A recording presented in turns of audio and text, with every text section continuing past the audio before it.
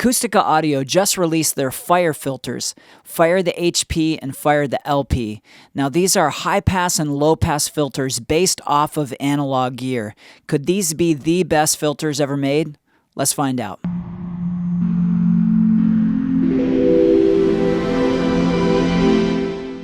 So there's a lot of debate around using filters, especially the high-pass filter. And I've heard engineers that I respect say that you should high-pass every single track except for maybe the kick and bass. And I've heard other engineers that I respect say that you should be very, very selective with what you high-pass. And I think that for me, the truth is somewhere in the middle. It just depends on so many things. Is it a fast tempo or is it a slow tempo? Do you have 15 tracks or do you have 90 tracks? Is it something where the band all recorded in one room together, or something where everything has been completely separated from each other? So there's just so many things to consider when using a high pass or a low pass filter. But one thing we all agree on is that filtering is absolutely essential sometimes, and I personally believe that filtering, especially high pass filtering, is one of the keys to getting a powerful, tight, and punchy bottom end. So I'll just tell you right off the bat, this is not a sponsored video. This is absolutely just my opinion from having used these filters for a few days now.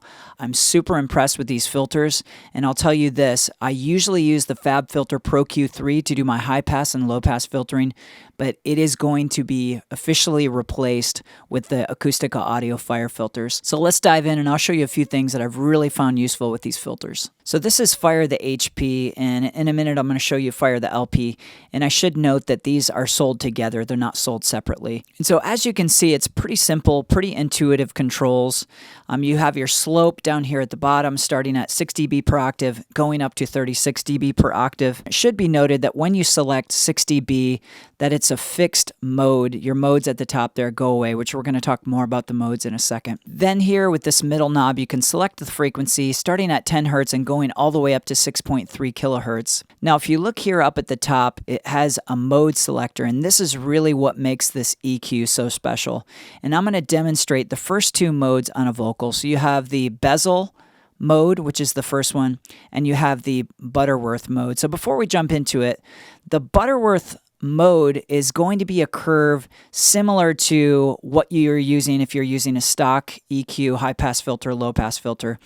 And I even noticed that it's almost identical to what you get when you pull up a high pass filter inside of FabFilter Pro Q2. The starting point is a Butterworth filter. So this is going to be more of what you expect, the type of knee and the type of curve that you're going to typically get in a high pass filter. The bezel setting, on the other hand, to my ears is a much more musical, gentle knee. And the bezel setting for me is one of the reasons why this is going to be my new go-to high pass and low pass filter. To my ears, it's such a musical filter, and I'm going to demonstrate that right now. So I have a vocal track, so let me first play it dry, and then I'll demonstrate the difference between the bezel filter and the Butterworth filter. Pulled like a magnet, I've been pulled into your world. So I don't know if you noticed, but right off the bat, the very first word that he says has a pretty noticeable plosive. Let me play that again. Pulled. So one of the first benefits we're going to get by using a high-pass filter is obviously getting rid of that plosive. But let me sweep all the way up to about 315 Hertz, and I want you to listen to it again on the Butterworth setting. So here we go. Pulled like a magnet, I've been pulled into your world. Okay, now let me switch to the bezel setting. Now listen to the difference in the low end, and I'll play them again and compare them side by side, but here's the bezel setting. Pulled like a magnet, I've been pulled into your world. Okay, so let me switch back and forth now and listen to the differences in the low end. So first I'll start on the Butterworth setting this time. Pulled like a magnet, bezel. I've been pulled into your world. Let me do it one more time. Now listen specifically to the bottom end when I switch over to the bezel setting. Pulled like a magnet, bezel. I've been pulled into your world. So the bezel setting to my ears is so much more musical, and I've tested this on multiple sources. So the bezel setting is going to be what you want to use if you just want to tame some of the low end and not just completely rip it out. Now, if you're going for more of a filter effect, use the Butterworth setting, or if you're just really trying to rip out some low end information, use the Butterworth setting.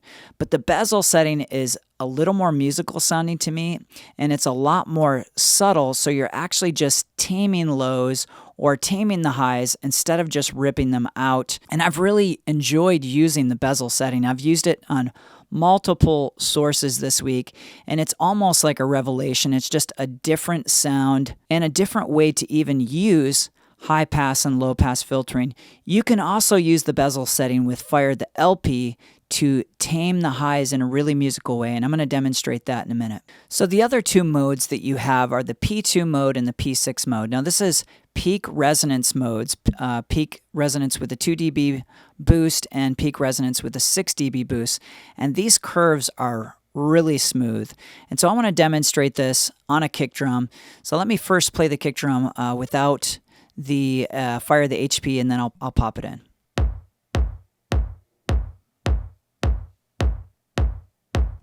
So you can hear that kick drum has a lot of nice attack and presence, but it's kind of missing that subby low end energy. So I dialed this into about 50 hertz. I have the peak resonance mode in. So let me play that again, and I'll pop it in after a few beats here. So here's first bypassed. In. Out. In. Out.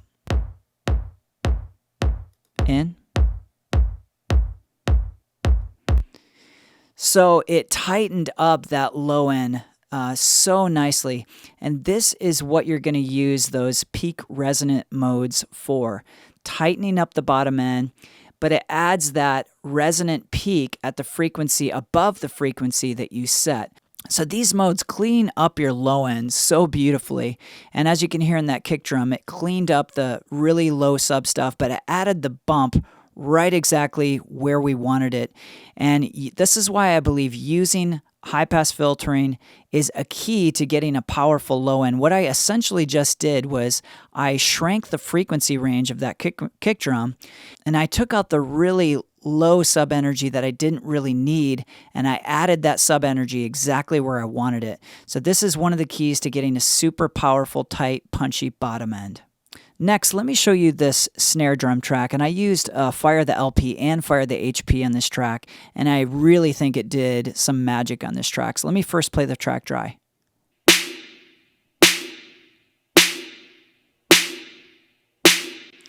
So you can hear it's a little shrill on the top, and it doesn't have that nice warmth on the bottom that I love out of snares. So first, let's take Fire the LP, and I'm using it in the bezel setting, and we're going to use this to tame some of that shrillness on the top. So let me go ahead and I'll turn it all the way to 40K, take it out of bypass, and then I'll start dialing it down until we get rid of some of that really high-end fizzy shrillness.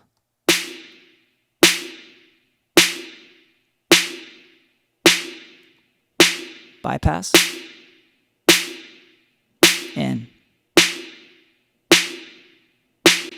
So for me, again, that bezel setting is so musical. That tamed the high end without ripping it out. So I can still hear some of that high end information, but it just tamed it and made it way more musical and way more pleasant to listen to.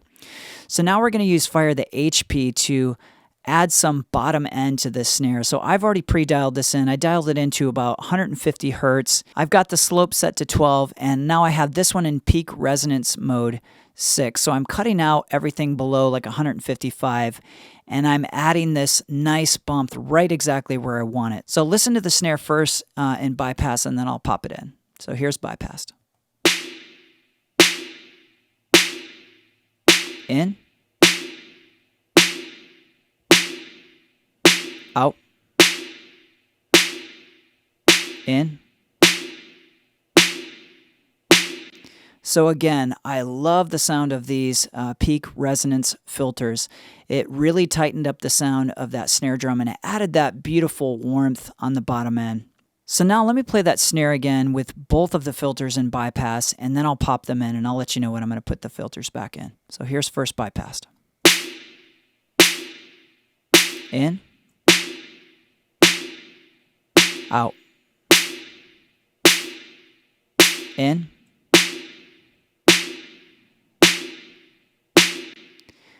So for me, that's such a better, more pleasant, more musical sound that we were able to achieve just with some high pass and low pass filters.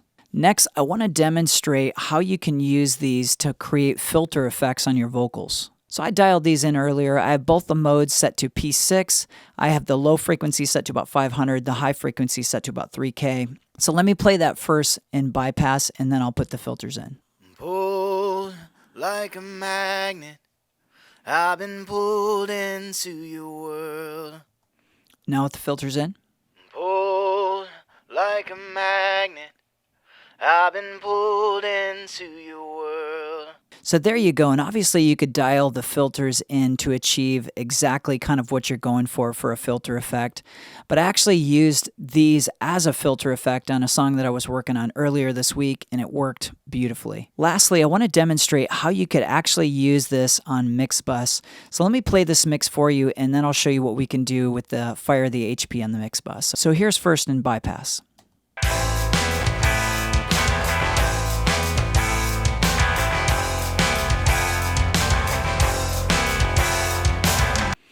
So you can hear there's some nice mid-range in this material, there's some nice high-end, but it's missing the girth in the bottom. So I've set it to peak resonance mode 6. I set the frequency to 50 Hertz, and let me play it again and I'll pop it out of bypass and I'll tell you when I'm going to do it. So first bypassed. In. Out. In.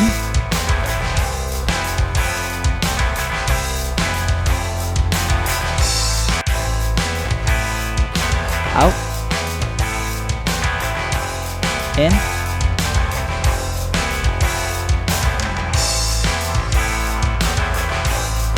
So there you go, totally tightened up that bottom end and just added that thump that was missing, that warmth that was missing on the bottom. So there you go, you could absolutely use this on your mix bus to try to tighten up your lows of your mix and add a nice warmth on the bottom end.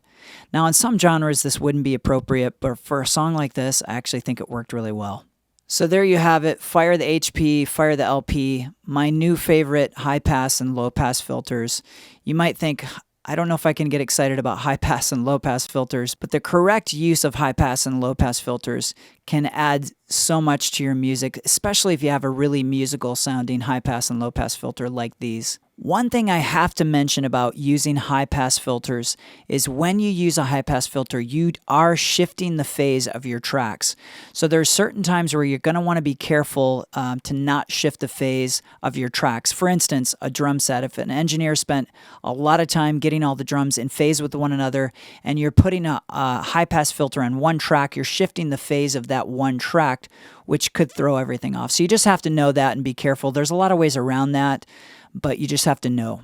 I want to say thanks to a great recording artist, Hagin Henderson. He let us use those tracks for demonstration purposes, and I'm going to put all his information in the description of this video. I hope you got some value out of this video today, and if you did, would you like this video? Also, subscribe to this channel, turn on the bell for notifications so that you'll be notified when I release new videos. Also, I recently did a review of the Acustica Audio Eminence, a free EQ and compressor plugin, and you can see that review right here.